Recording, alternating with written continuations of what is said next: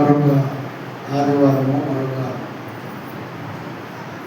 రోజులు దేవుడు మనకు దయచేసిన దేవునికి హృదయపూర్వక వందనాలు తెలియజేద్దాం. హల్లెలూయా, హల్లెలూయా, హల్లెలూయా.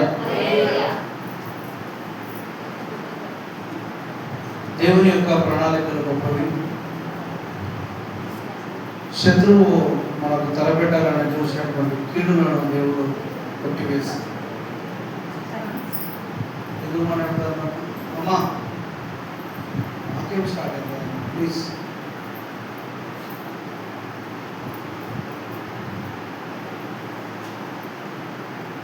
దేవుని ప్రజలకు కీడు చేయాలని చూసినటువంటి పరిస్థితులలో కూడా దేవుడు ఎలా అద్భుత కార్యములు చేయగలుగుతాడు. అసలు ఆయన పేరు లేకుండానే ఒక గ్రంథం అంతా రాయబడి, ఆయన పేరు లేకుండానే ఒక గ్రంథం అంతా రాయబడి, పేరు లేకపోయినప్పటికీ కూడా తెర వెనుకాల ఆయన చేసినటువంటి కొన్ని అద్భుతమైనటువంటి కార్యములు ఒక గ్రంథములో ఉన్నాయి. ఆ గ్రంథాన్ని మొత్తం ధ్యానం చేయడానికి సమయం సరిపోతుంది. కొన్ని తలంపులు దేవుడు నా మనసులో ఉంచేటువంటి తలంపులు మీతో పంచుకోవడానికి నేను ఆశపడుతున్నాను.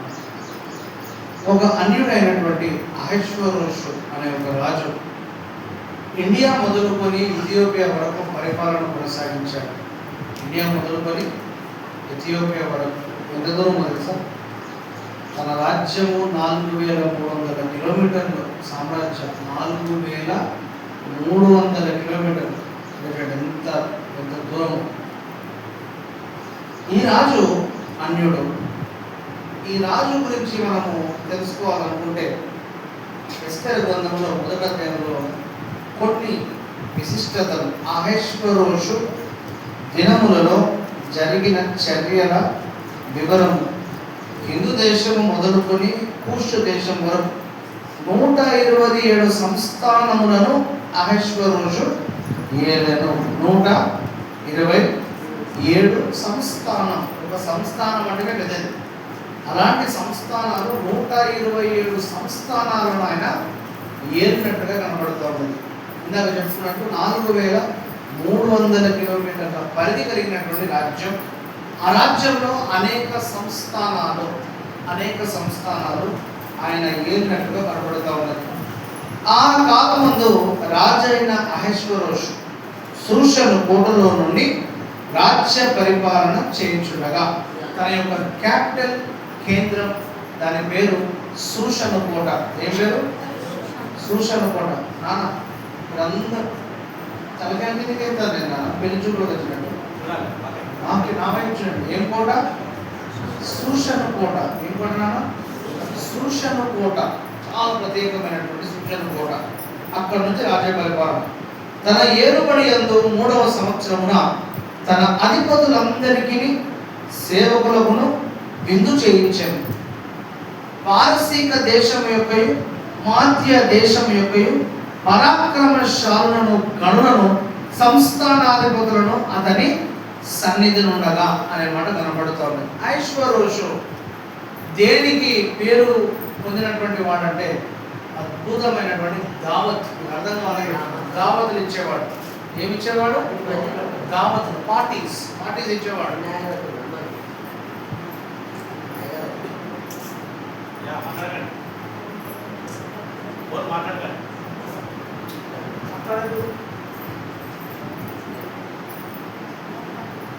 ఆయన అద్భుతమైనటువంటి దావతులు ఇచ్చేవాడు. ఈ గ్రంథంలో మీరు చూసుకుంటే ఎవరు కాదు, ఇంకా చాలా ఉంటాయి ముందు.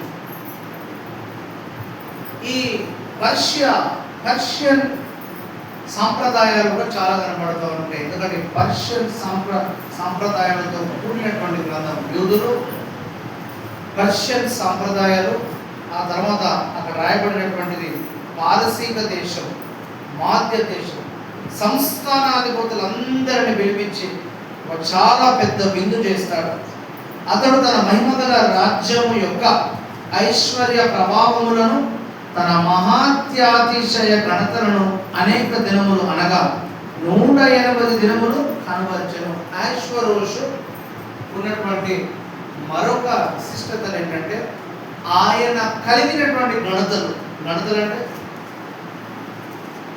అంటే ఇల్లు వాకిలి సంపదలు ఆభరణాలు వస్త్రాలు పొందినటువంటి మెడల్స్ తాను సంపాదించినటువంటి గౌరవాలు గుర్తులు ఇవన్నీ ఎన్ని రోజులు అంట ఒక రోజు కాదు 180 రోజులు వీటన్నిటిని ప్రదర్శిస్తున్నాడు. నేను ఇదిగో ఫలానా కాలంలో ఫలానా దేశం మీద యుద్ధం గెలిచినప్పుడు ఆ దేశంలో నేనంతటినీ తీసుకొచ్చినటువంటి బంగారం ఇదిగో వెండి ఇదిగో బహుమానులు వజ్రం వైడూర్యాలు ఇదిగో నేనే నాదే నా గొప్పతనమే అనేది ఐశ్వర్యంలో చాలా he was a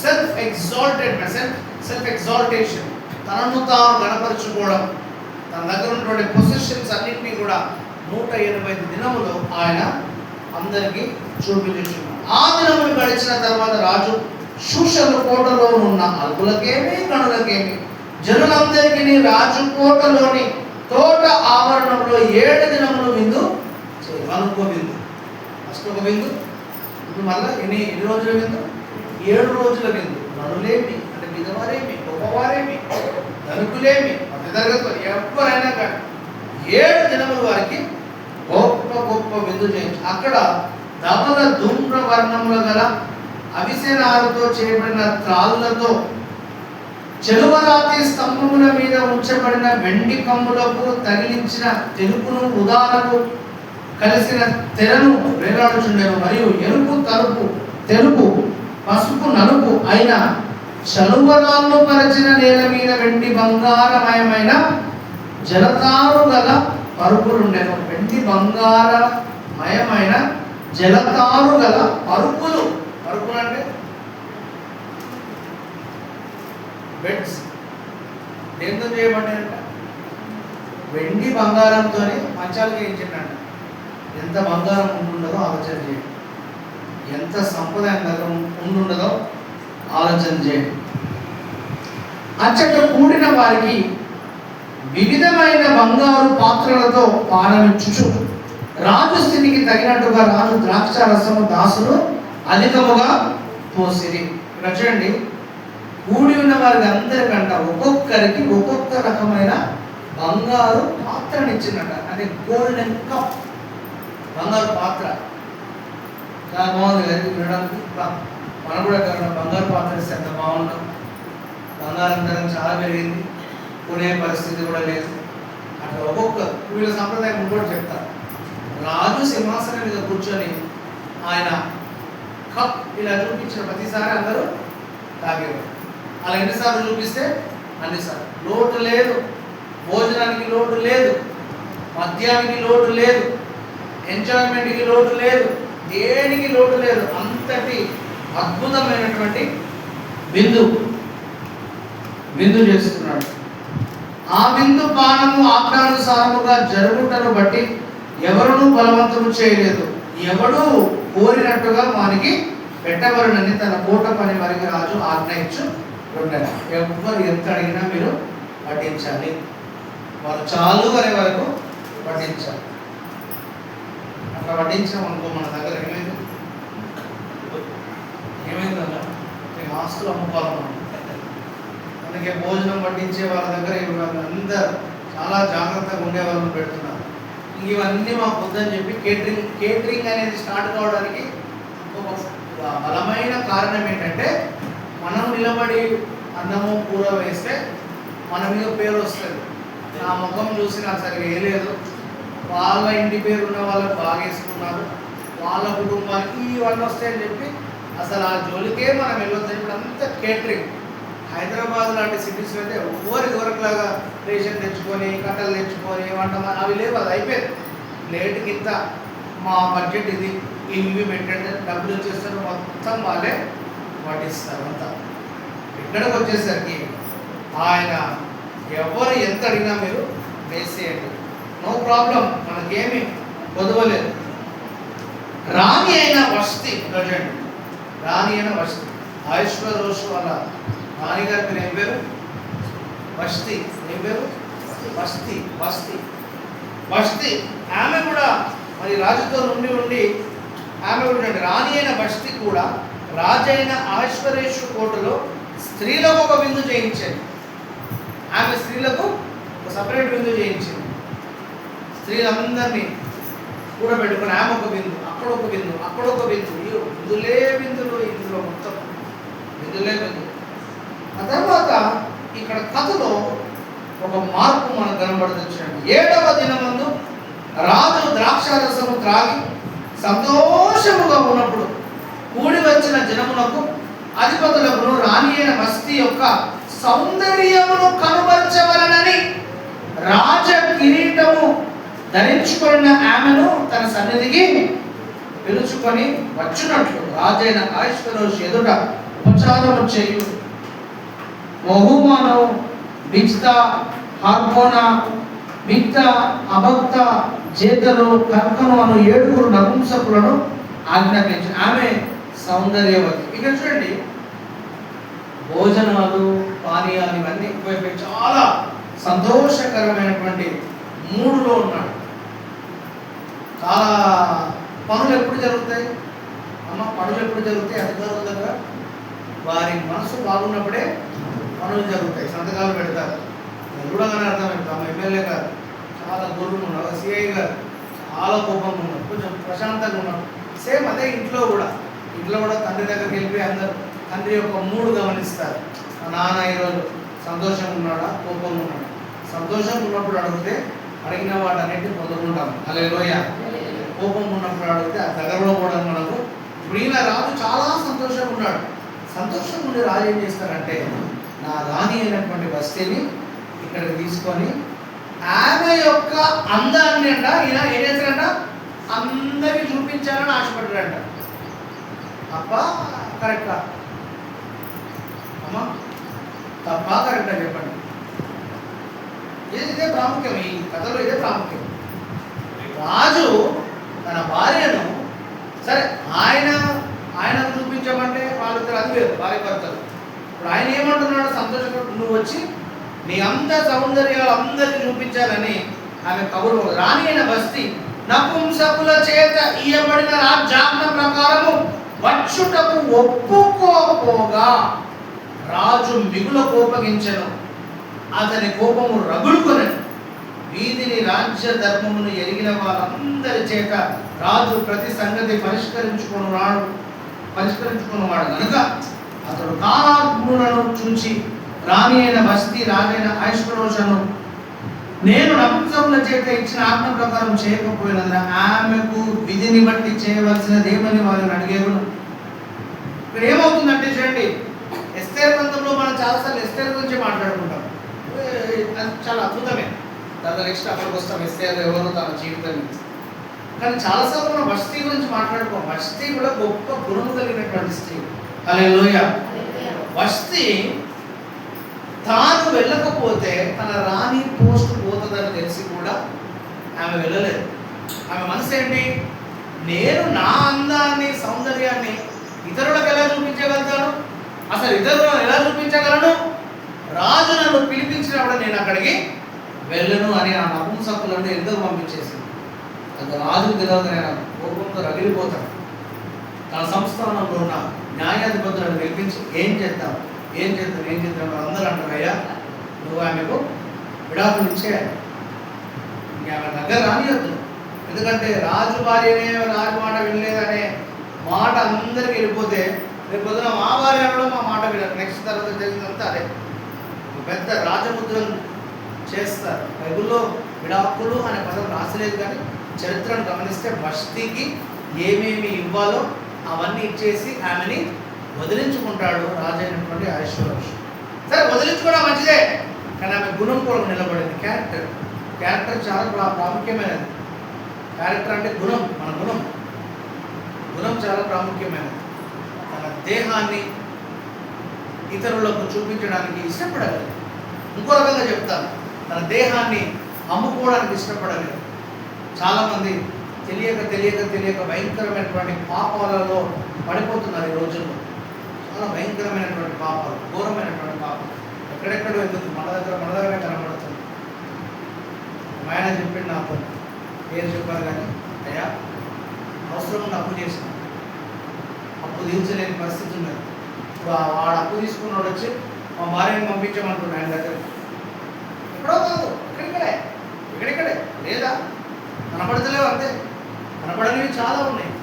వస్తీ రాని పోస్ట్ పోతుంది, రాని పోస్ట్ పోతే ఘనత పోతుంది, అర్హతలు పోతాయి, పనికత్తలు పోతారు, పని చేసేవారు పోతారు. ఆ తర్వాత ఒక్కసారి రాజు విడిచిపెట్టిన తర్వాత ఇంకా ఆమె వెలివేయబడుతుంది.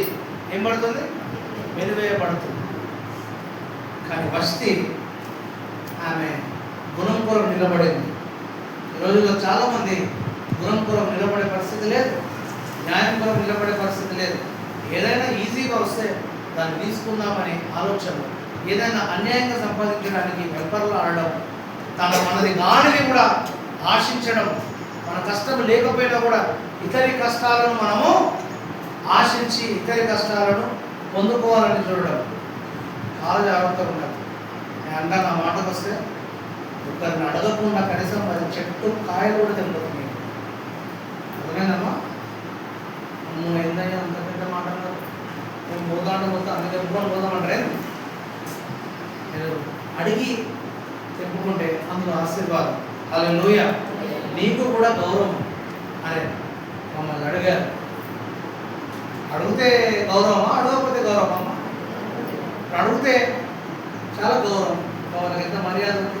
నన్ను అడిగారు, అడగకుండా నువ్వు 10,000 కాయలు చెప్పుకొని పోతే ఎంత మంచిదేనా? అదే గుణం అంటే అదే, క్యారెక్టర్ అంటే అదే. మనది కానిది ఏది కూడా మనం ఆశించడానికి వీలు లేదు. ఇంకా మొత్తానికి ఆయన చాలా కోపోద్రిక్తులు అయిపోయి వాళ్ళందరూ చెప్తారు, మీరు కనుక కఠినమైనటువంటి నిర్ణయం తీసుకోకపోతే చాలా ఘోరమైనటువంటి పరిస్థితి వస్తుంది. 19 రాజునకు సమతి ఆయన వష్టి రాజైన అహష్వేరోషు సన్నిధికి ఇకను రాకూడదని తమ యుద్ధ నుండి ఒక రాజ్యాజ్ఞ పుట్టవలనని, అది తప్పకుండానట్లు పారసీకుల యొక్క మాదీయుల యొక్క న్యాయం చొప్పున నియమింపవలనని, మరి వష్టి కంటే యోగ్యురాలిని రాణిగా తాము చేయవలెను. మరియు రాజు చేయు నిర్ణయము విస్తారమైన తమ రాజ్యమందంతటా ప్రకటించిన ఎడల గణురాలు కానీ అల్పురాలు కానీ స్త్రీలందరూ తమ పురుషులను సన్మానించుదురని చెప్పాడు. ఈ సంగతి రాజులకు అధిపతులకు అనుకూలంగా ఉండిన కనుక అతడు మేము కాను మాట ప్రకారం చేసిన ప్రతి పురుషుడు తన ఇంటిలో అధికారిగా ఉండవలనని, ప్రతి పురుషుడు తన స్వభాషను అనుసరించి తన ఇంటి వారితో మాట్లాడవలనని ఆజ్ఞయించి, ప్రతి సంస్థానములకు దాని వ్రాత ప్రకారముగాను ప్రతి జనములకు దాని భాష ప్రకారముగాను రాజు తన సకలమైన సంస్థానము దాన్ని గూర్చి తాకీదును పంపించను. హల్లెలూయా. మొత్తానికి ముసాయిదా రెడీ చేస్తారు. ఎన్ని సంస్థానాలను చెప్పుకున్నాము? 127 సంస్థానాలకు ఈ ఉత్తరం వెళ్ళిపోతుంది. ఏంటా ఉత్తరము? ప్రతి స్త్రీ కూడా వారి భర్తని గౌరవించాలి, భర్త ఏం చెప్పినా చేయాలి, అవి అని చెప్పి మొత్తము ఒక కొత్త ముసాయిదా చేసి పంపిస్తారు. ఈ సంగతులైన తర్వాత రాజైన అహష్వేరోషు యొక్క ఆగ్రహము చల్లారినప్పుడు అతడు వష్టిని, ఆమె చేసిన దానిని, ఆమెకు నిర్ణయింపబడిన దానిని తలంచగా, యవనులకు రాజు పరిచారకులు ఇట్లాంటి అందమైన కన్యకులను రాజు కొరకు వెదుకనగును, అందు నిమిత్తము సౌందర్యవతులైన కన్యకులందరినీ సమకూర్చి శూషను కోటలు అంతఃపురమునకు చేర్చి స్త్రీలకు కాపరియకు రాజు యొక్క నపుంసకులకు హేగే వంశంలోకి అప్పగించినట్టు రాజు తన రాజ్యం యొక్క సంస్థానం అన్నింటిలో పరిచారకులు నియమించిన కాక శుద్ధి కొరకు సుగంధ ద్రవ్యములను వారికి ఇచ్చిన తర్వాత రాజు ఆ కన్యకలలో దేని ఎంతో ఇష్టపడిన ఆమె వష్టికి బదులుగా రానియకును. ఈ మాట రాజులకు అనుకూలమైన కనుక అతడు అలాగూ జరిగింది. సరే, ఇందులో ఏమైపోయింది? ముసాయిదా రెడీ అయిపోయింది. ఒక ముసాయిదా ఏమో ఇంకా వష్టికి రాజుకి విడాకులు అయిపోయింది, ఇంకా అవసరం లేదు. ఆ తర్వాత నెక్స్ట్ తన దగ్గర ఉన్నటువంటి పరిచారకులు అందరూ వచ్చేసి, ఆయా మరి మీ సంగతి ఏంటి, మరి మీకు కూడా రాణి గారు అవసరం కదా అని. ఇప్పుడు నెక్స్ట్ ఏం జరుగుతుంది? ఇప్పుడు ఇక్కడ నుంచి కథ మొత్తం మారిపోతుంది. 127 సంస్థానముల నుండి అందమైనటువంటి కన్యకలు. కన్యక అంటే పురుషుణ్ణి ఎరగనటువంటి స్త్రీ. ఎవరు? పురుషుణ్ణి ఎరగనటువంటి స్త్రీ. కన్యకలు 127 సంస్థానములలో నుండి, అంటే వాళ్ళ ఒక్క సంస్థానానికి అధిపతులు, శతాధిపతులు అందరూ వేరు. ఆ 127 సంస్థలు రఫ్గా చెప్తున్నా 127 సంస్థానాలు, ఒక్కొక్క సంస్థానం నుండి ఒక్కరు అనుకున్నా కూడా రాజైనటువంటి అహష్వేరోషు ముందు 127 మంది కన్యకలు ఉండాలి. ఆ 127 కన్యకలలో ఆయనకు ఎవరు నచ్చుతారో వారు రాణి అవుతారు. ఆ తర్వాత ఇప్పుడు నెక్స్ట్ చాలా ప్రాముఖ్యమైనది. ఇప్పుడు ఈ 127 మంది అనేది రఫ్ ఫిగర్ నేను చెప్తున్నాను. ఎందుకంటే 127 సంస్థానాలు ఇందులో క్లియర్గా లేదు, కానీ ఖచ్చితంగా అయితే 127 అనేది మినిమం సంఖ్య. కానీ నేను అనుకునేది 500 నుంచి 1000 మంది కన్యకలు అయితే ఖచ్చితంగా ఈ పోటీ. ఇదేం పోటీ? ఇది రాణిగా ఎవరు నిర్ణయించబడతారని పోటీ. ఈ పోటీ 20,000 మంది. సరే, నెక్స్ట్ ఇంకో పెద్ద టాస్క్ ఉన్నది. అదేంటంటే అసలు రాజు దగ్గరికి పోకంటే ముందు 12 నెలలు ప్రతి ఒక్కరిని సిద్ధం చేస్తారు. హల్లెలూయా. ఏం సిద్ధం చేస్తారు? 12 నెలలు. స్త్రీలకు చాలా ఇష్టమైనది ఇక్కడ జరుగుతుంది. ఏంటది చెప్తారు ఎవరైనా? 12 నెలలు స్త్రీలకు చాలా ఇష్టమైనది. ఏమి ఇష్టం స్త్రీలకు? చూస్తారేందమ్మా కొత్తగా? స్త్రీలందరికీ అలంకరణలు ఇష్టమే, సిద్ధపడడం ఇష్టమే, మంచిగా తయారవడం ఇష్టమే కదా. కాదా? మేము ఉన్న షర్ట్ ప్యాంట్ వేసుకుంటాం, టక్కున బయటకు వచ్చేస్తాం. ఇప్పుడు మీరు చీర కట్టుకోవాలి అన్నట్టు 1 గంట అవుతుంది కదా. కానీ ఇక్కడ ఏంటంట 12 నెలలు ఒక్కొక్క స్త్రీ ఆ స్త్రీలను సిద్ధం చేస్తారు. ఆ సిద్ధం చేసే కార్యక్రమాలు ఏంటో తెలుసా? సుగంధ ద్రవ్యములు, తైలములు, తర్వాత క్రీములు, ఫ్రేగ్రెన్సెస్ అంటే వారు మంచి వాసన వచ్చేలాగా. ఇట్లా ఎన్ని నెలలు సిద్ధం చేస్తారు? 12 నెలలు. 12 నెలలు రోజు ఒక ఫేస్ ప్యాక్, ఒక మేకప్. ఈరోజు ఒకటి, రేపు ఈరోజు ముఖానికి, రేపు చేతులకు, ఇంకో రోజు కాళ్ళకు, ఇంకో రోజు దేహం మొత్తం.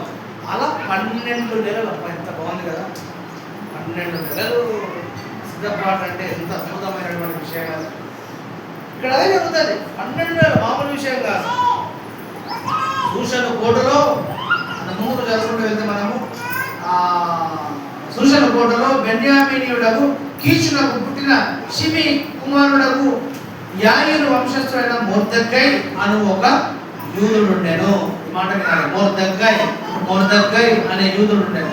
బబులోను రాజైన నెబుకద్నెజరు యూదా రాజైన యెకొన్యాను పట్టుకొని పోయినప్పుడు ఇతడు యెకొన్యాతో కూడా యెరూషలేము నుండి చెరపట్టబడిన వారిలో తన పిన తండ్రి కుమార్తె అయిన హదస్సా అను ఎస్తేరు తల్లిదండ్రులు లేనిదై ఉండగా అక్కడ ఆమెను పెంచుకొనెను.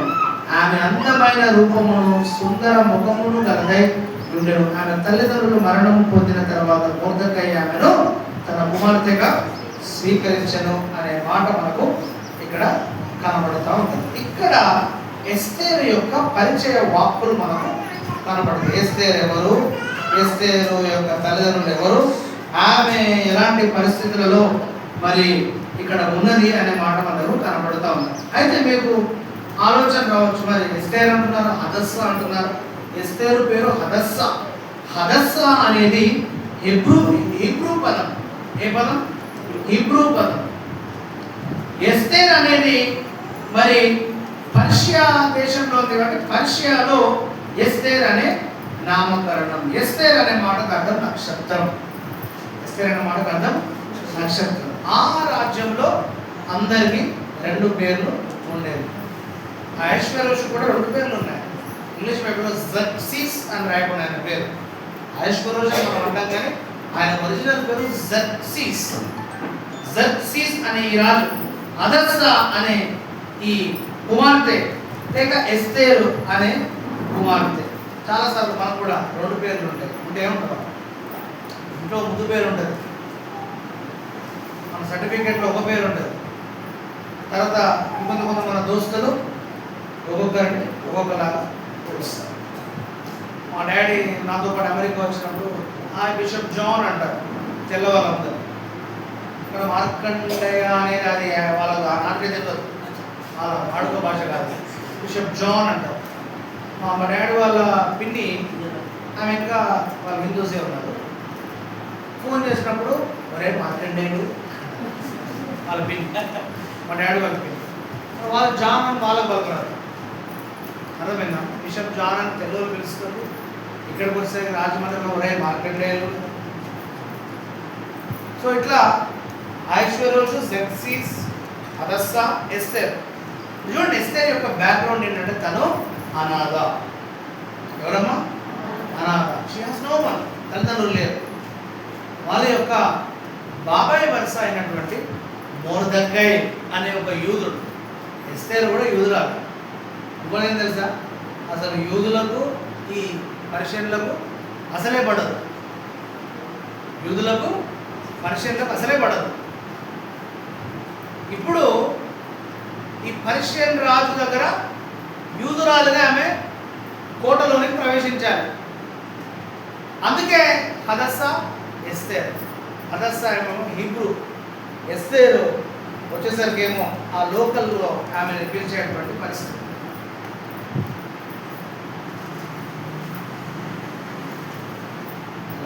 రాజాజ్ఞయు అతని నిర్ణయమును ప్రచురము చేయబడి కన్యకులు అనేకులు శూషణ కోటకు పోగు చేయబడి హేగే వశంలో అప్పగింపబడగా ఎస్తేరును రాజు యొక్క నగరునకు తేబడి స్త్రీలను కాయు హేగే వంశమునకు వశమునకు అప్పగింపబడను. ఆ చిన్నది అతని దృష్టికి ఇంపైనది కనుక ఆమె అతని వలన దయ పొందను. కాబట్టి ఆమె పరిమళ క్రియలు కొరకైన వస్తువులను, ఆమెకు కావలసిన భోజన పదార్థములను, రాజు ఇంటిలో నుండి ఆమెకు ఇయ్యదగిన 7 ఆడపిల్లలను అతడు ఆమెకు త్వరగా ఏర్పరిచి ఆమెను చెలికత్తెలను అంతఃపురంలో అతి శ్రేష్టమైన స్థలమందు ఉంచాడు.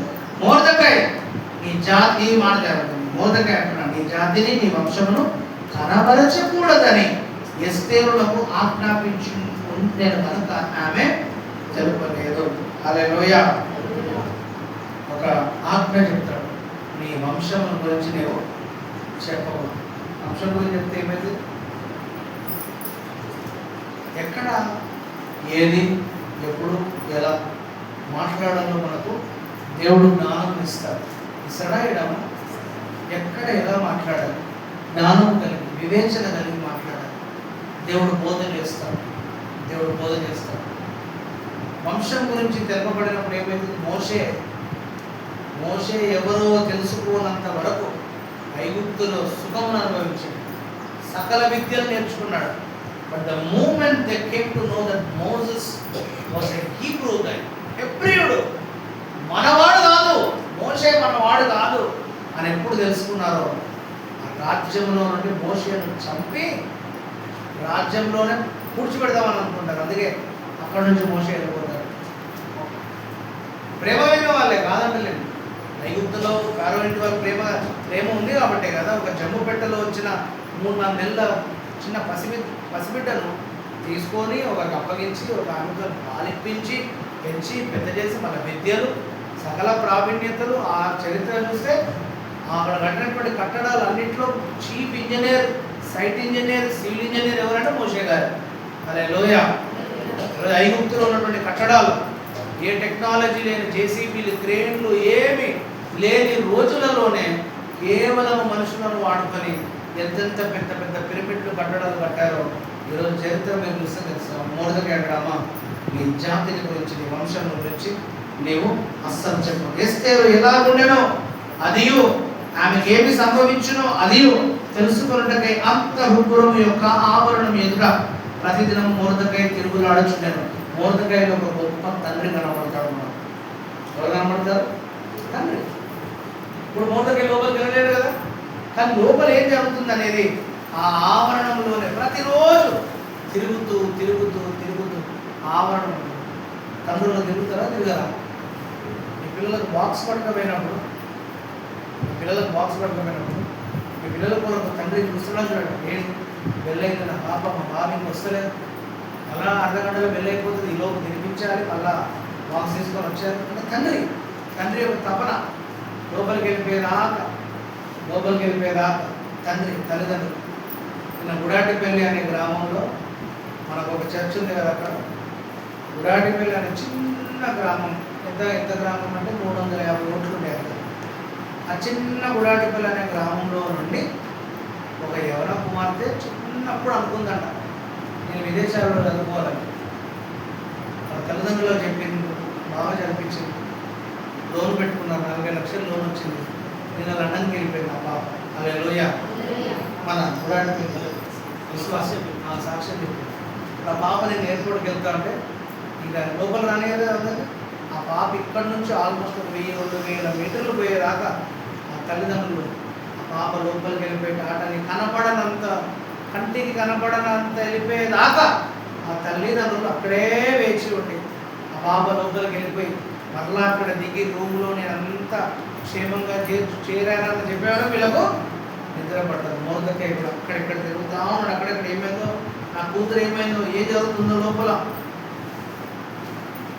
6 మాసములు గోపరస తైలముతోను 6 మాసములు సుగంధ వర్గములతోనూ స్త్రీల పరిమళ క్రియల కొరకైన మరి వేరు పదార్థములతోనూ స్త్రీలు పరిమళ క్రియలు ముగించి రాజునకు పోవల 12 మాసములైన తర్వాత రాజైన అశ్వరోజునతో వెళ్ళుట ఒక్కొక్క చిన్నదానికి వంతు వచ్చినప్పుడు ఒక్కొక్క చిన్నది రాజునకు ఆ విధముగా పోచున్నది. ఏమనగా ఆ తీరున వారు పరిమళ క్రియలు చేయు కాలము సంపూర్ణమవుతున్నారు. అర్థమైందా? ఇక్కడ 6 నెలలు ఒక ట్రీట్మెంట్, నెక్స్ట్ 6 నెలలు మరొక ట్రీట్మెంట్. నేను చెప్పిన సుగంధ ద్రవ్యాలు, పరిమళ ద్రవ్యాలు, తైలములు, క్రీములు, ఫ్రేగ్రెన్సెస్, సెంటులు, అత్తర్లు, కానీ ఏమేమి ఉన్నాయి అన్నీ 12 మాసాలైన తర్వాత 127 సంస్థానంలో ఒక్కొక్కరిని అంతఃపురం సూచన కోటలోని అంతఃపురంలోనికి పంపిస్తే రాజు వచ్చి వాళ్ళని చూచి ఇప్పుడు ఇక్కడ ఇంకొక మర్మం చెప్తాను, ఇంకొక విషయం చెప్తాను.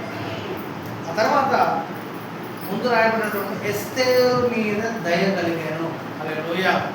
దయ అనేది చాలా ప్రాముఖ్యమైనది. మన మీద దేవుడు దయ పుట్టిస్తాడు. ఎవరికి? ఎవరికైనా. నువ్వు ఒక ఫైల్ పట్టుకున్న ఒక అధికారి దగ్గరికి వెళ్ళినా, ఎమ్మెల్యే గారి దగ్గరికి వెళ్ళినా, ఏదన్నా నేను దయ పుట్టిస్తాను. సేమ్ ఇదే మాట ఆదికాండంలో కూడా యోసేపు విషయంలో రాయబడింది. యోసేపు ఐగుప్తులకు వెళ్ళినప్పుడు యోసేపును చూసినప్పుడు పోతీఫరుకు దయ పుట్టిందంట. హల్లెలూయా. ఎవరు చక్కగా ఉన్నాడు. అంతమంది బానిసలలో ఈయననే కొనుక్కున్నాడు ఆయన. ఎంతోమంది ఉన్నారు. మరి యోసేపు ఎందుకు కొనుక్కున్నాడు? దయ పుట్టింది. ఈ మధ్యలో కొన్నిసార్లు ట్రాఫిక్ సిగ్నల్ దగ్గర రెడ్ సిగ్నల్ పడ్డప్పుడు చాలా ముసలి వాళ్ళు వచ్చి కొన్ని పెన్నులు అమ్ముతున్నారు. అడవలే పెన్ను వాళ్ళని చూడగానే దయ పుడుతుంది. పెన్ను కొంటాం. పెన్ను అవసరం ఉండి కాదు, మనకి కూడా పెన్నులు ఉంటాయి, కానీ ఏదో వాళ్ళకు ఒక ఆసరా, వాళ్ళకు దయ, అదే దయ అన్నమాట. ఎస్తేరు మీద దయ పుడుతుంది. మరియు అంతఃపురంలో నుండి రాజుంటిలోని వెళ్ళవలసిన సమయమందు ఆమె ఏమేమి కోరునో అది అట్టి స్త్రీకి ఇయ్యబడుట కద్దు. సాయంత్రం మందు ఆమె లోపలికి వెళ్ళి మరుదినమున ఉపత్నుడు కాయ రాజు యొక్క వాళ్ళందరూ అక్కడ ఉంటారు. తర్వాత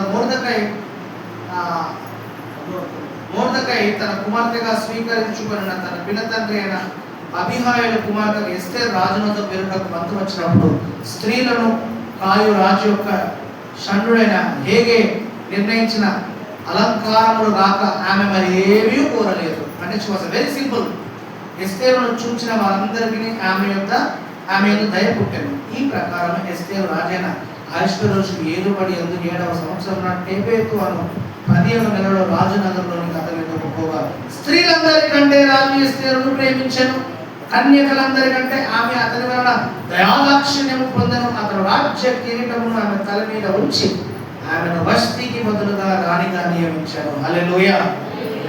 హేగే అనే వ్యక్తి అమ్మాయిలో ఇవి ధరించుకో, రాజు దగ్గర పోతున్నాం, కొంచెం బాగుండాలి, ఇవి ధరించుకో, అవి ధరించుకో, నాకు ఇవే వద్దని చెప్పి సింపుల్గా, వెరీ సింపుల్గా ఈరోజు చాలా సింపుల్గా ఉండే పరిస్థితులు లేవు.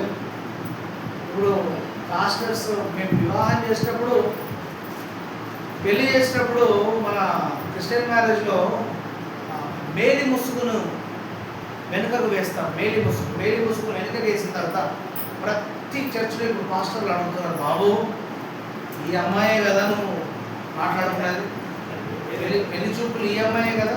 ఈ అమ్మాయి సార్, ఈ బాబు అని అడుగుతున్నాను. ఎందుకంటే ఇప్పుడు వచ్చేటువంటి అన్ని మేకప్లు వచ్చేసరికి ఈ పెళ్లి చూపులో పోయిన అమ్మాయి ఈ అమ్మాయి ఒకటే నాకు తెలుస్తలేదు.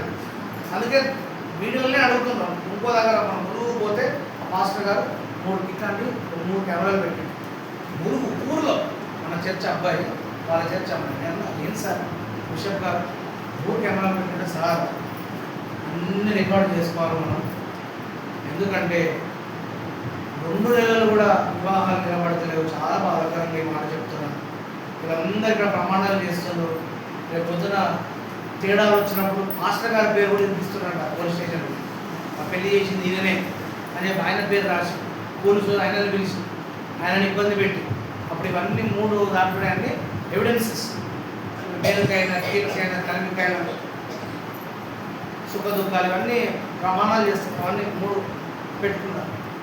వేస్తే ఎంత సింపుల్ అంటే ఆమె నాకు ఇది ఏ వద్దని మామూలుగానే రాజు దగ్గరికి వెళ్ళిపోయాడు. కానీ దేవుడు ఆయుష్కుడు అన్యుడు అయినప్పటికీ ఆయనతో మాట్లాడి ఆమెను దయ కలిగేలా చేసి ఆమెను రాణిగా చేర్చుకుంటాడు. హల్లెలూయా.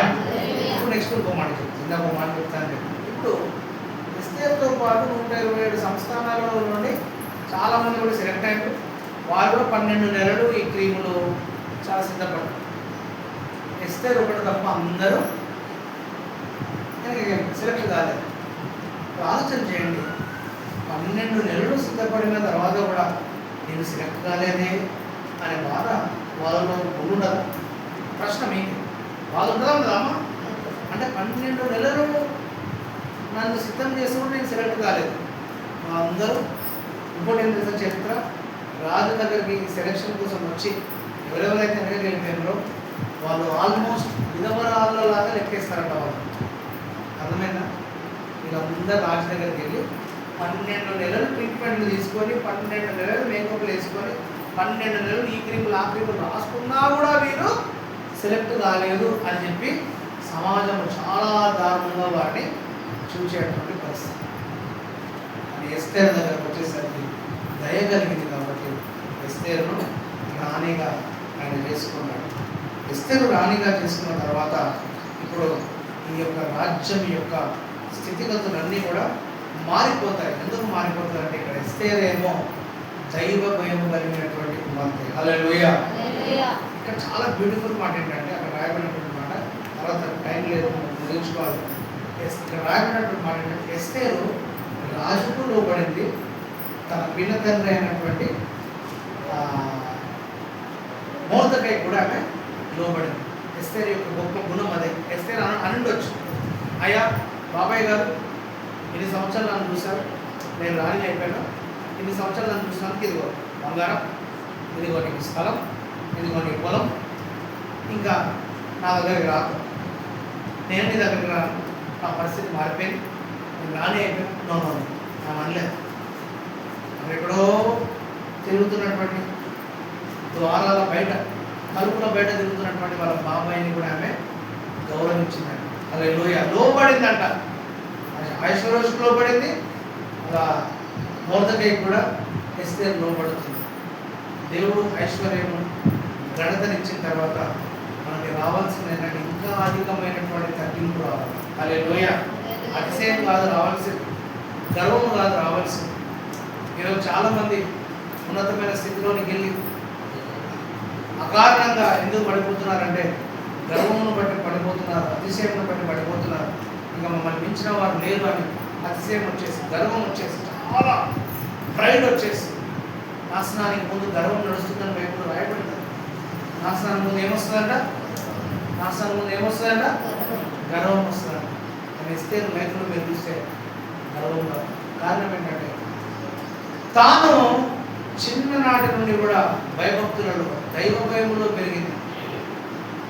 ఆ తర్వాత మనం చరిత్ర చూస్తే ఈయన భయపడేవాడు కనుక కొందరు ఐశ్వర్యవశ రాజుని విషం పెట్టి చంపుదామనిపిస్తారు. తినే ఆహారాలు అక్కడే ఆ మాటలు మాట్లాడుకున్నప్పుడు మోర్దెకై ఎస్తేరు ఆ మాట చెప్తారు. ఎస్తేరు వెళ్ళి రాజుకు ఆ మాట చెప్పి రాజుని ఒక రకంగా అపాయం నుండి ఎస్తేరు తప్పిస్తారు. ఇదే కథలో మరొక వ్యక్తి ఉంటాడు, ఆయన పేరు హామాన్. హామాన్ అనే వ్యక్తి ఆయన కూడా మామూలుడు కాదు, చాలా ధనవంతుడు. ఎంత ధనవంతుడు అంటే రాజుకే ధనాన్ని పంపించినాడు హామాన్. తర్వాత మీరు చూస్తే రాజుకే ధనాన్ని పంపిస్తాడు హామాన్. అలాగ్యుడు చూరుడు. హామానులో ఉన్నటువంటి మరొక విశిష్టత ఏంటంటే హామాను అలా బయటికి నిలబడగానే అందరూ కూడా వారి తలలు వంచి ఆయనకు నమస్కరించారు. అలా హామాను ఒక రోజు బయటికి వెళ్ళినప్పుడు మొత్తం అందరూ తలలు వంచి నమస్కరిస్తున్నారు. ఒకడు మాత్రం నమస్కరించట్లేదు. ఆయనే మొర్దెకై. ఎవరైనా మొర్దెకై అలా నిలబడతాడు. చూస్తాడు హామాను, ఎందుకు నువ్వు నాకు ఒప్పుతలేవు, ఎందుకు లేదయ్యా, నేను గౌరవిస్తాను కానీ నేను నీ ముందు తల నుంచి నేను మొక్కలేను. ఇంకా ఆ రోజు హామాను అనుకుంటాడు, వీడిని ఎట్లాగైనా వీళ్ళంతా చూడాలని చెప్పి 70 మూరల ఎత్తు గల ఉరికొయ్య స్పెషల్గా కట్టిస్తాడు మొర్దెకై కోసం. పెద్ద ఉరి స్తంభం కండక మనం 2 ఇట్లా కన్ను తల ఎత్తుగా మొర్దెకై కోసం కట్టిస్తూ ఉంటాడు. మొర్దెకై కోసం కట్టించి, ఎవడి మొర్దెకై అంటే యూదులు. ఓకే, వీడు ఒకడే కాదు, అసలు యూదులు మొత్తాన్ని చంపేయాలి అని లోపల పగబడతాడు. వాళ్ళ మీద పగబట్టి, ఇక రాజు కూడా పర్షియనుడే కాబట్టి మొత్తానికి ఏదో ఒకటి చేసి ఒక పెద్ద యుద్ధం యూదులందరి మీద తీసుకురావాలి, యూదులందరినీ చంపేసేయాలి అని అనుకుంటాడు. అప్పుడు మొర్దెకై ఎస్తేర్తో చెప్తాడు, అమ్మా ఇవే నీ పరిస్థితి, నీ వెళ్ళి రాజుతో మాట్లాడాలి. అక్కడేమో రాజు పిలిస్తే తప్ప పోవడానికి లేదు, పిలవకుండా ఉరకడానికి లేదు. అలా పిలవకుండా పోతే రాణి కూడా రాజు చంపేసే అధికారం ఉంటుంది. అప్పుడు మొర్దెకై అంటాడు, ఇగో ఇందుకోసమే నేను దేవుడు నిన్ను ఇక్కడికి రాణిగా పంపించాను. మన ప్రజలందరూ చచ్చిపోయేలాగా ఉన్నారు, అయ్యో మనలందరూ చచ్చిపోయేలాగా ఉన్నారు, ఇప్పుడు నీకు అధికారం ఉంది, నువ్వు రాణి, నువ్వేమైనా చెయ్యి.